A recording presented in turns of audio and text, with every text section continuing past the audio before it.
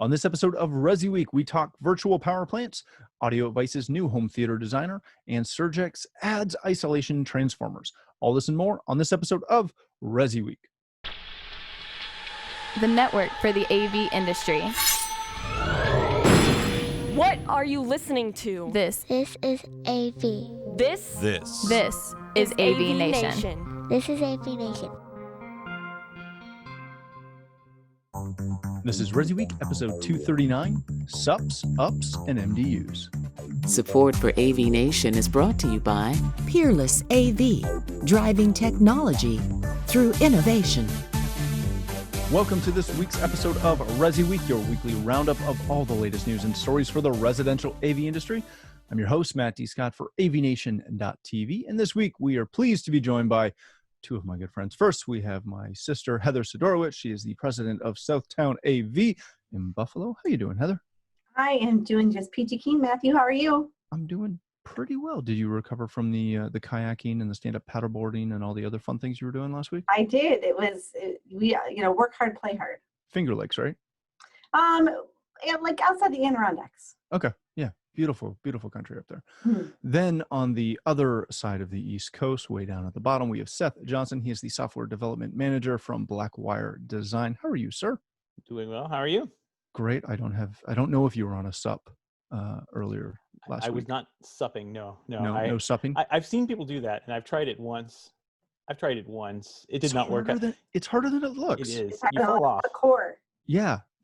Like I try to do it up here. When we go to a cottage that we go to on one of the Great Lakes, and it's fine if you're out like super early in the morning or super late at night.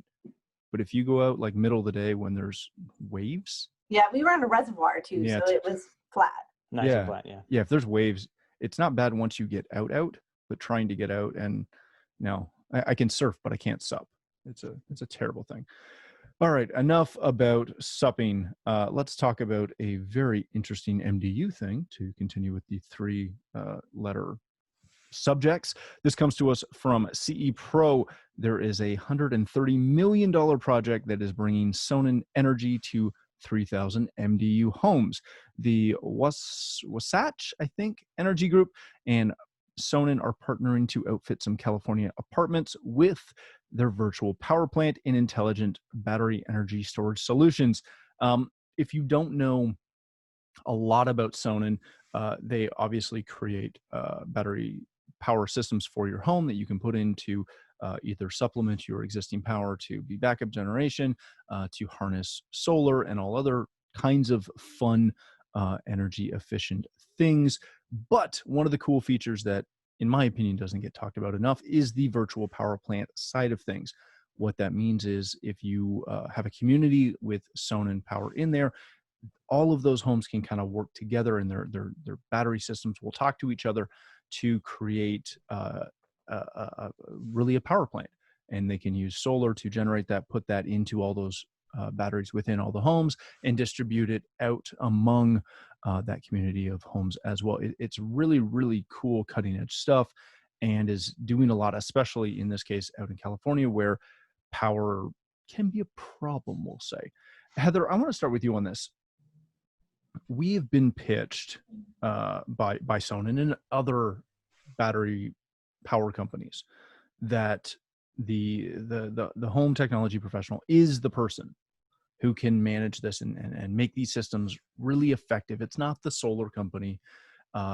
It's not necessarily even the energy company, but it's the HTPs who can automate this and deal with load shedding and all the fun things that go into that. Is this something that most HTPs have the bandwidth to really even look into or leverage at all? Or is it too big of a nut to crack? I think it depends on the company, right? So what are the magic powers of the people within your company and where do you want to go? If you have an electrician on hand, that's certainly helpful, someone that truly understands power. But I'm going to bet that most, if we took a survey of everybody out there, power may not be their strongest suit. So I think, it's going to depend. It's the same thing with the network, right? We talk about that HTP should absolutely be handling the network in the home. one of my favorite CD lines ever was the year they said, own the network, own the home. That is still true today. And today more than ever, because suddenly that is no longer invisible, because I need to video conference at the same time my kids are watching Netflix at home. So it's certainly a play. I'm a big believer in diverse portfolio. So if you have a portfolio right now that you feel isn't super diverse and you have an area of where that's needed, jump. Very good. Seth, this is a topic that I love, but I hate all at the same time. Don't laugh, Heather. I am enamored with the concept of battery backup for a home. Where I live, not honestly dissimilar from Heather, we have surface power lines. We deal with all 4 seasons, including we got, hurricane holdover winds yesterday that took down a bunch of trees and knocked out a bunch of power. We deal with ice, we deal with snow, we deal with all kinds of fun things that take down the grid. I love this concept of, putting solar on my roof and having a battery in the house that recharges and provides me with some peace of mind, if you will. My company has worked with Sonnen before. We've pitched the product multiple times. We have not been able to sell it. People love the idea. They don't really want to invest into it. It's an expensive gamut to jump into that, no matter which vendor you use.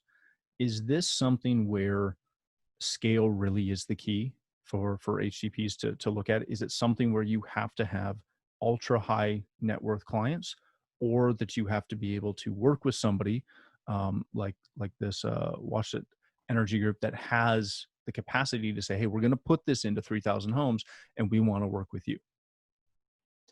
Yeah, I think that everything that I've seen about solar and these renewable energies, or that scaling, is a huge price factor. It comes down to being huge for the price of the product at the end. So I think if I brought Sonnen 3,000 residential units, they would probably have a different approach to that game than if I was just selling into 1 or 2 homes at a time, for one-offs.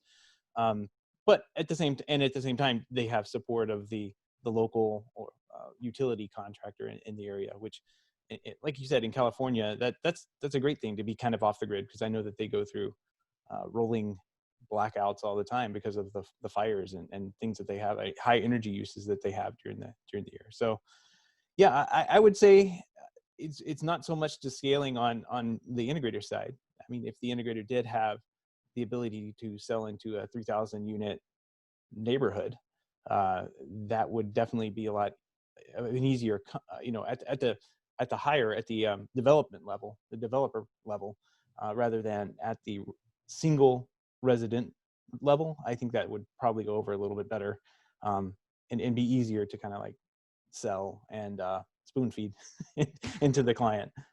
Hey, thanks for watching the first segment of this week's episode. To catch the entire show, please click the link below or visit avnation.tv. That's avnation.tv.